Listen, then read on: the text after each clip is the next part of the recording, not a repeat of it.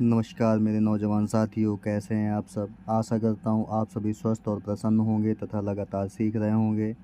मैं Prem, assistant professor PSMPG college geography department Kannauj आपका स्वागत करता हूं अपने YouTube channel @learn geography with Prem में। दोस्तों, हम जो आर्थिक भूगोल के बहुविकल्पीय प्रश्नों की सीरीज चला रहे हैं, उसमें हमने अभी तक आपसे 21 क्वेश्चनों पर चर्चा कर ली है। ठीक है, उसका हमने अच्छे से एक्सप्लेनेशन भी दिया है और आशा है कि आप सभी लोग उस एक्सप्लेनेशन को नोट डाउन भी कर रहे होंगे। ठीक है दोस्तों, तो चलिए शुरू करते हैं आज का लेक्चर और बात करते हैं 10 से 15 क्वेश्चनों के बारे में। ठीक है, तो आज का जो पहला प्रश्न है दोस्तों, वो है आपका 22वें नंबर का कि संसाधन होते नहीं बनाए जाते हैं, यह कथन किसका है। ठीक है दोस्तों, संसाधन के बारे में बता दें कि कोई भी वस्तु जो प्रत्यक्ष हो या अप्रत्यक्ष हो। ठीक है, कोई भी वस्तु जो प्रत्यक्ष या अप्रत्यक्ष रूप से मनुष्य की आवश्यकताओं की पूर्ति करती है, उसे हम संसाधन यानी कि रिसोर्स कहते हैं। अगर मनुष्य की आवश्यकताओं की पूर्ति नहीं कर रही है कोई चीज़, तो वो संसाधन नहीं है। ठीक है, तो इसी बारे में एक विद्वान है जिन्होंने कहा है कि संसाधन होते नहीं हैं, बनाए जाते हैं। ठीक है, तो ये कौन है? तो इसका जो दोस्तों सही आंसर है वो है बी नंबर, यानी कि जिम्मरमैन महोदय। जिम्मरमैन महोदय ने बताया कि संसाधन होते नहीं, बनाए जाते हैं। यानी कहने का मतलब है दोस्तों कि बहुत सारी चीज़ें हमारे पास होती हैं, लेकिन हम उनका सही से इस्तेमाल नहीं कर पाते, तो वो हमारे लिए संसाधन नहीं है। और जब हम उन चीज़ों का अच्छे से इस्तेमाल करना सीख जाते हैं और अपनी आवश्यकताओं की पूर्ति करने लगते हैं, तो वही चीज़ें हमारे लिए संसाधन बन जाती हैं। ठीक है, तो इसका जो दोस्तों सही आंसर है वो है बी नंबर, यानी कि जिम्मरमैन महोदय ने कहा था। अल्फ्रेड वेबर के बारे में पता है दोस्तों कि इन्होंने 1909 में औद्योगिक अवस्थिति सिद्धांत, जिसे न्यूनतम लागत सिद्धांत भी कहते हैं, दिया था इन्होंने। ठीक है, वान थ्यूनन के बारे में बात करें तो इन्होंने कृषि अवस्थिति सिद्धांत का प्रतिपादन किया था। कब? 1826 में दिया था। ठीक है, जो कि तुलनात्मक लाभ के सिद्धांत पर आधारित था। तो इतना आपको याद रखना है। ठीक है, और जो वान थ्यूनेन महोदय ने सूत्र दिया था वो था आपका L बराबर वाई पी माइनस सी माइनस वाई डी के।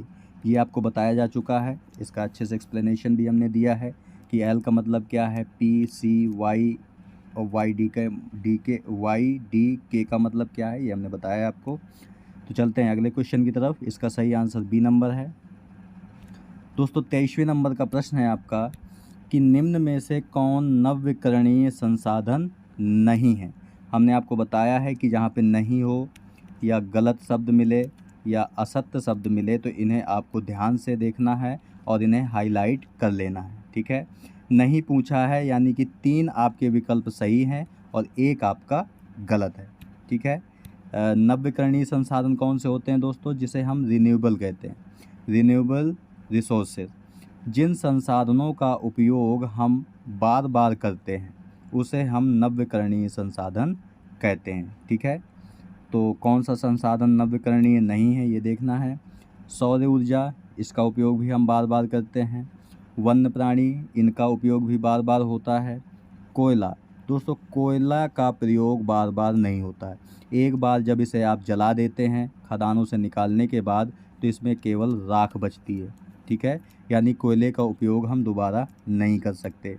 जल का उपयोग भी हम बार बार करते हैं, तो हमसे नहीं पूछा गया है। तो दोस्तों जो सही आंसर है इसका सी नंबर है।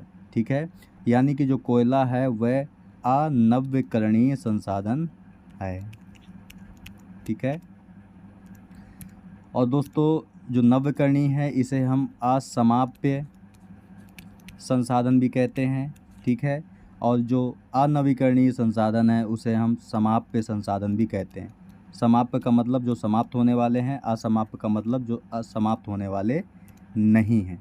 ठीक है, जैसे आपका सूर्य, वन्य प्राणी, जल, ये कभी नहीं समाप्त होने वाले। ठीक है, और इसी के साथ साथ दोस्तों जैसे कि नव्यकरणीय संसाधन को असमाप्य समाप्य संसाधन या गैर परंपरागत संसाधन भी कहते हैं। तो आप समझ गए होंगे कि अनव्यकरणीय संसाधन को क्या कहेंगे, समाप्य संसाधन और परंपरागत संसाधन। तो ये भी आपको याद रखना है, ठीक है। तो इसका जो सही आंसर है वो है आपका सी नंबर। इसके बाद दोस्तों 24वें नंबर का प्रश्न है आपका कि निम्न में से कौन असमाप्य संसाधन है। असमाप्य का मतलब समझ गए, जो कभी समाप्त होने वाला नहीं है, यानी कि नवीकरणीय या गैर परंपरागत, ठीक है। तो अब पूछ रहा है कि कौन असमाप्य संसाधन है, यानी कि जो कभी समाप्त नहीं होगा।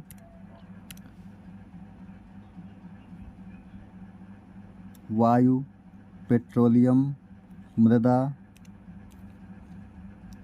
मनुष्य।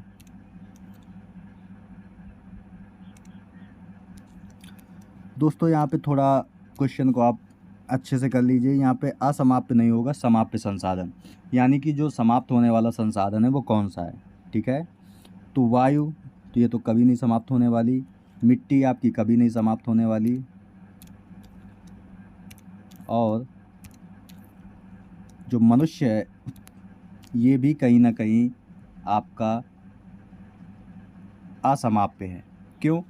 क्योंकि दोस्तों मनुष्य भी एक प्रकार का प्राणी है, ठीक है। जब इसकी मृत्यु हो जाती है तो जो कीड़े मकोड़े होते हैं इसको, इस जटिल रासायनिक संरचना को सरल रासायनिक संरचना में परिवर्तित करके मिट्टी में मिला देते हैं, ठीक है। और मिट्टी में मिलने के बाद यही जो सरल रासायनिक संरचना ये पेड़ पौधों की काम आती है और पेड़ पौधे अपना भोजन इससे प्राप्त करते हैं। तो कहीं ना कहीं जो मनुष्य है वो भी असमाप्य है। तो समाप्य संसाधन कौन सा है? पेट्रोलियम। क्योंकि पेट्रोलियम आपको पता है दोस्तों, पेट्रोलियम अवसादी शैलों से प्राप्त होता है, यानी कि जो आपकी सेडिमेंट्री रॉक्स होती हैं उससे प्राप्त होता है। तो पेट्रोलियम कभी भी समाप्त हो सकता है, ठीक है। तो ये समाप्य संसाधन है, तो यह आपको याद रखना है आपको, ठीक है। तो इसका जो सही आंसर है वो है बी नंबर। 25वें नंबर का दोस्तों प्रश्न है आपका कि निम्न में से कौन अजैव संसाधन है, ठीक है। अजैव संसाधन, ठीक है। तो अजैव संसाधन कौन से होते हैं दोस्तों? जिनमें जीवन नहीं पाया जाता, यानी कि जो प्राणी और पेड़ पौधों के अवशेष से नहीं बनते वो आपके अजैव संसाधन होते हैं। और जो प्राणियों और पेड़ पौधों के अवशेषों से जो संसाधन बनते हैं वो आपके जैव संसाधन होते हैं, ठीक है। तो मृदा, कोयला, पेट्रोलियम और प्राकृतिक गैस। तो दोस्तों जो कोयला, पेट्रोलियम और प्राकृतिक गैस हैं ये जैव संसाधन है आपके, ठीक है। लेकिन जो मृदा है इसका निर्माण प्राणी और पेड़ पौधों से नहीं हुआ, इसलिए जो आपकी मृदा है वो आपका कैसा संसाधन है? अजैव संसाधन है। तो ये आपको याद रखना है, ठीक है।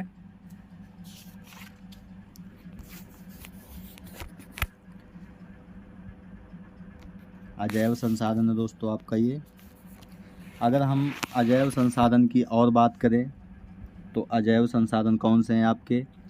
जैसे लोहा, सोना, चांदी, एल्युमिनियम, ये सभी क्या है? ये अजैव संसाधन है, ठीक है। और अगर जैव संसाधन की बात करें तो कोयला, पेट्रोलियम और प्राकृतिक गैस ये आपके जैव संसाधन हैं। तो ये भी आपको याद रखना है, ठीक है। तो इसका जो सही आंसर है वो है ए नंबर। अगले क्वेश्चन की तरफ चलते हैं दोस्तों।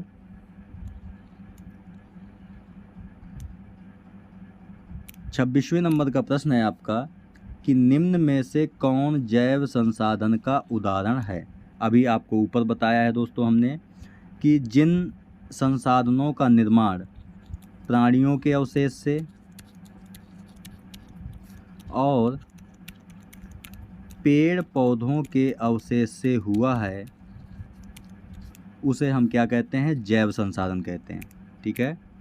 तो जो कोयला है इसका निर्माण भी पेड़ पौधे से हुआ है, ठीक है। जो पेट्रोलियम है इसका निर्माण जीवों के अवशेषों से हुआ है। प्राकृतिक गैस का निर्माण भी कहीं ना कहीं जीवों के अवशेषों से ही हुआ है, ठीक है। तो इसका मतलब दोस्तों ये है कि जो कोयला, पेट्रोलियम और प्राकृतिक गैस ये तीनों हैं, ये सभी आपके कौन से संसाधन हैं? जैव संसाधन के उदाहरण हैं, ठीक है। तो ये आपको याद रखना है। तो इसका जो सही आंसर है वो है डी नंबर, यानी कि सभी, ठीक है। दोस्तों इस चित्र के माध्यम से आपको प्राकृतिक संसाधन जो हैं उनके बारे में बताया गया है।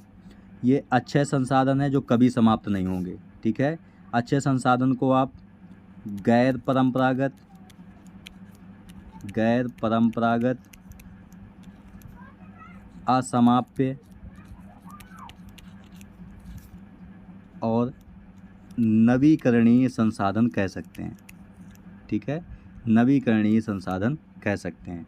तो जो प्राकृतिक संसाधन में जो अच्छे संसाधन वो कौन है? जैसे सौर ऊर्जा, पवन ऊर्जा, ज्वारीय ऊर्जा, वर्षा, ये सभी किसके उदाहरण हैं? अच्छे ऊर्जा या रिन्यूएबल एनर्जी या गैर परंपरागत या असमाप्य संसाधनों के उदाहरण हैं, ठीक है। और वहीं दूसरी तरफ दोस्तों 6 संसाधन हैं, यानी कि जो समाप्त हो सकते हैं। 6 संसाधन को आप क्या नाम दे सकते हैं? जैसे कि समाप्य, परंपरागत और अनवीकरणीय संसाधन का नाम दे सकते हैं, ठीक है। तो 6 संसाधन को भी 2 भागों में बांटा गया है, नवीकरणीय संसाधन और अनवीकरणीय संसाधन। नवीकरणीय का मतलब होता है दोस्तों जिस संसाधन का उपयोग हम रूप परिवर्तन करने के बाद बार बार कर सकते हैं, वो आपके नवीकरणीय संसाधन होते हैं। और वहीं अनवीकरणीय संसाधन कौन से होते हैं? जिनका उपयोग एक बार करने के बाद उनका उपयोग हम दोबारा नहीं कर सकते, वो आपके अनवीकरणीय संसाधन होते हैं, ठीक है। तो नवीकरणीय कौन से हैं? जैसे कि प्राणी, पादप और मानव, ये आपके नवीकरणीय हैं। और अनवीकरणीय की बात करें तो खनिज, धातु, पेट्रोल, मृदा, कोयला और प्राकृतिक गैस, ये सभी अनवीकरणीय संसाधन हैं, यानी कि इनका एक बार उपयोग करने के बाद इनका दोबारा इस्तेमाल नहीं किया जा सकता है, ठीक है। तो ये आपको याद रखना है। इसके बाद दोस्तों अगला प्रश्न है आपका 27वें नंबर का, 27 नंबर का, ठीक है। इसमें आपसे पूछा गया है कि मृदा अपरदन को रोकने में कौन सा उपाय शामिल नहीं है। दोस्तों नहीं शब्द लगा हुआ है, नहीं के बारे में आपको बताया है। गलत शब्द मिल जाए आपको या असत्य शब्द मिल जाए, ये सभी एक ही कैटेगरी के शब्द होते हैं, यानी कि निगेटिव पर्पज से लिए जाते हैं ये, तो ये आपको हाईलाइट कर लेना चाहिए।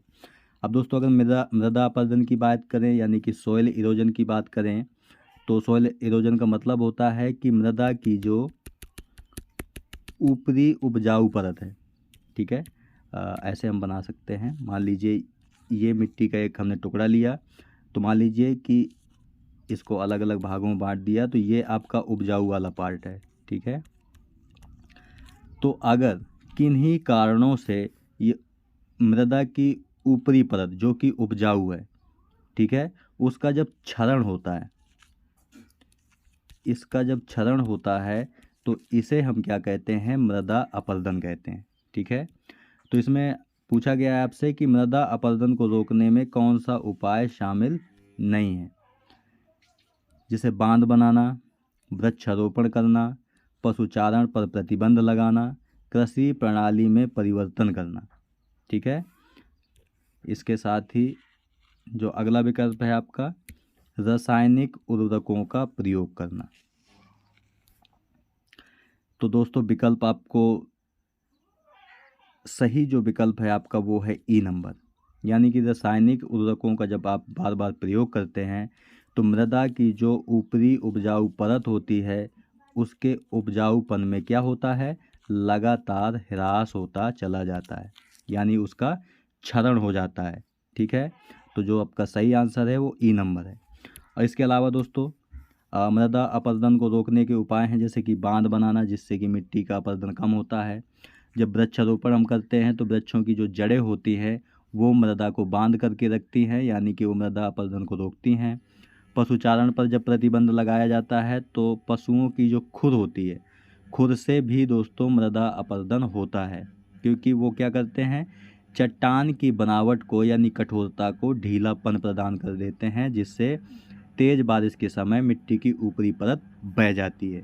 ठीक है, तो इससे भी क्या होता है, मृदा अपरदन होता है। जब कृषि प्रणाली में परिवर्तन होता है, जैसे ढाल के अनुरूप जुताई करना, ठीक है, एक ही फसल को बार बार बोना, इससे भी क्या होता है, आपका मृदा का ऊपरी परत का जो उपजाऊपन है वो चला जाता है और इससे मृदा अपरदन की समस्या पैदा हो जाती है। तो ये भी आपको याद रखना है। ठीक है, इसके बाद दोस्तों अगला क्वेश्चन है आपका 28 नंबर का। 28 नंबर के प्रश्न में दोस्तों आपसे पूछा जा रहा है कि निम्न में से कौन लौह अयस्क का प्रकार है। निम्न में से कौन लौह अयस्क का प्रकार है। ठीक है, यानी इसे हम इंग्लिश में आयरन ओर कहते हैं। अयस्क क्या होता है दोस्तों, खनिजों का गंदला रूप कह सकते हैं, जिसमें ढेर सारी गंदगी मिली हुई होती है, उसे हम अयस्क कहते हैं। तो लोहा भी जो आपको दिखाई देता है वो इतना शुद्ध नहीं निकाला जाता खदानों से, उसमें ढेर सारी अशुद्धियाँ मिली होती हैं। उन अशुद्धियों को शुद्ध करने के बाद ही हम लोहा यानी कि इस्पात तैयार करते हैं। ठीक है, तो लौह अयस्क का प्रकार है मैग्नेटाइट, हेमेटाइट, लिमोनाइट और सिडोराइट। ठीक है, या सभी।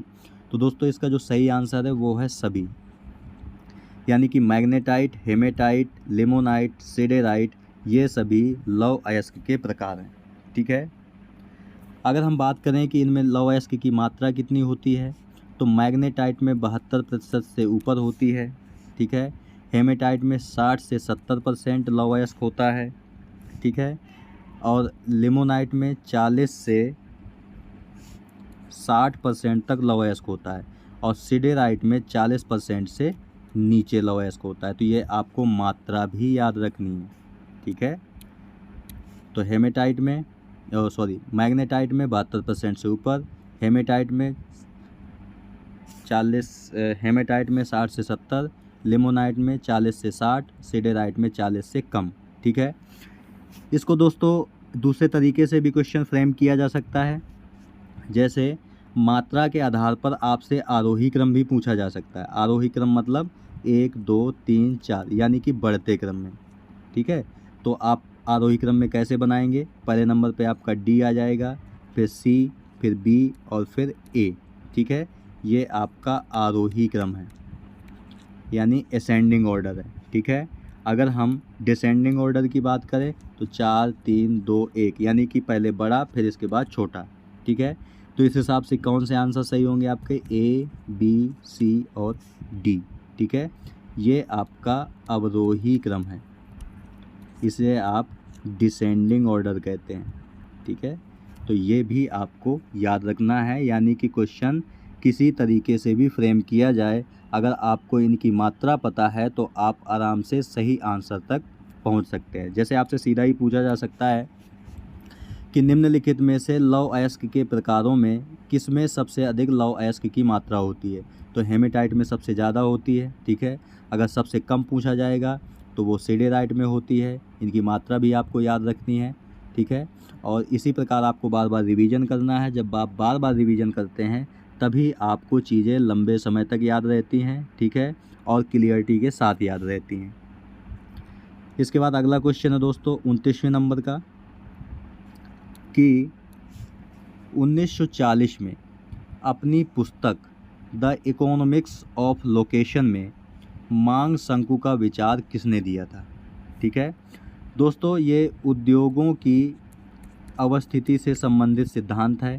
ठीक है, उद्योगों की अवस्थिति से संबंधित पहला विचार किसने दिया था, तो अल्फ्रेड वेबर ने दिया था। और कब, तो 1909 में दिया था। ठीक है। लेकिन यहाँ पे पूछा जा रहा है आपसे कि मांग शंकु का विचार किसने दिया था। अल्फ्रेड वेबर ने तो लोकेशनल ट्रायंगल यानी अवस्थिति त्रिकोण की संकल्पना दी थी, लेकिन मांग शंकु यानी कि डिमांड कोण की जो संकल्पना है वो दी थी आपकी अगस्त लॉश महोदय ने, ठीक है। तो अगस्त लॉश ने मांग शंकु यानी डिमांड कोण को विचार दिया कब, 1940 में, और किस पुस्तक में, द इकोनॉमिक्स ऑफ लोकेशन में, ठीक है। ये भी जर्मनी के थे, जर्मनी के अर्थशास्त्री थे, ठीक है, अर्थशास्त्री थे। तो ये आपको याद रखना है, ठीक है। एलन प्रेड महोदय ने उद्योगों की अवस्थिति से संबंधित व्यवहारवादी दृष्टिकोण यानी कि व्यवहारवादी विचार दिया था, ठीक है। तो ये भी आपको याद रखना है, ठीक है। तो इसका जो सही आंसर है वो है आपका बी नंबर। इसके बाद अगला क्वेश्चन है दोस्तों 30वें नंबर का कि उद्योगों के स्थानीयकरण यानी कि उद्योगों के अवस्थिति से संबंधित विचारधाराओं में कौन गलत सुमेलित है। यानी एक तरफ आपको विचारधाराएं दी गई हैं, ठीक है, और एक तरफ व्यक्ति का नाम दिया गया है। तो अब आपको बताना है कि कौन गलत सुमेलित है। अल्फ्रेड वेबर न्यूनतम लागत स्थिति सिद्धांत यानी लीस्ट कॉस्ट थ्योरी, ठीक है। तो जाहिर सी बात है कि अल्फ्रेड वेबर ने न्यूनतम लागत स्थिति सिद्धांत दिया था कब, 1909 में दिया था, ठीक है। तो ये तो सही है आपका। इसके बाद है लास एवं फेटर बाजार क्षेत्र विचारधारा, ठीक है, और इसी में उन्होंने दिया था मांग शंकु यानी डिमांड कोण की संकल्पना दी थी, ठीक है। तो लास एवं फेटर महोदय ने बाजार क्षेत्र विचारधारा दिया, ये भी सही है आपका। एलन प्रेड व्यवहारवादी विचारधारा, अभी आपको ऊपर ही बताया कि एलन प्रेड महोदय ने व्यवहारवादी विचारधारा का सिद्धांत दिया था, तो ये भी सही है आपका। हूवर महोदय न्यूनतम परिवहन लागत विचार यानी कि least transport cost theory Hoover महोदय ने दी थी, ये भी आपका सही है दोस्तों आंसर, ठीक है।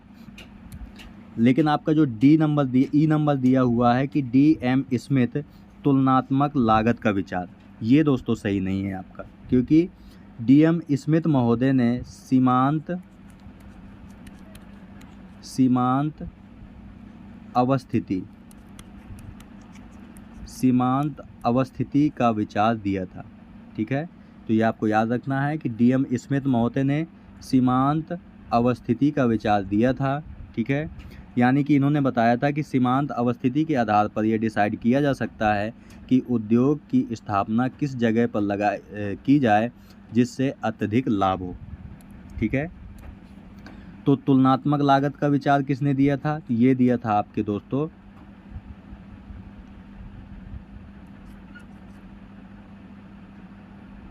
रिकार्डो महोदय ने तुलनात्मक लागत का विचार दिया था, तो ये आपको याद रखना है, ठीक है दोस्तों। इसी प्रकार आपको क्वेश्चनों को रिलेट करके आपको याद करना होता है, तभी आपको लंबे समय तक याद रहते हैं। जैसे उद्योगों की स्थानीयकरण से जितने भी सिद्धांत हैं आपके हमने एक ही क्वेश्चन में आपके सारे कवर करके बता दिए, ठीक है। तो ये आपको याद रखना है, ठीक है दोस्तों। तो इसका जो सही आंसर है वो है ई नंबर। तो दोस्तों आज की वीडियो में यहीं तक, ठीक है। आज हमने आपसे 9 क्वेश्चनों पर चर्चा की, यानी कि 30 क्वेश्चन आपके कंप्लीट हो गए। ये पार्ट 3 है। इसका जो PDF होगा दोस्तों, जब हम PDF को वीडियो के डिस्क्रिप्शन बॉक्स में उसका लिंक लगाएंगे तो हम वीडियो में आपको बता देंगे, वहाँ से आप डाउनलोड करके आराम से पढ़ सकते हैं, ठीक है। एक्सप्लेनेशन हम आपको कह रहे हैं कि आप एक जगह पर नोट डाउन करते हुए चलिए, जिससे आपके फाइनल एग्ज़ाम में मदद होगी, ठीक है। तो आशा करते हैं सब दोस्तों कि इस वीडियो से आपको काफ़ी मदद मिलेगी और ये वीडियो आपको अच्छा लगेगा, ठीक है। तो मिलते हैं आपसे नेक्स्ट वीडियो में कुछ अन्य आर्थिक भूगोल के बहुविकल्पीय प्रश्नों के साथ। तब तक के लिए नमस्कार। आप प्रसन्न रहिए, खुश रहिए, मुस्कुराते रहिए और लगातार सीखते रहिए, कभी अपने लिए तो कभी अपनों के लिए। धन्यवाद। जय हिंद दोस्तों।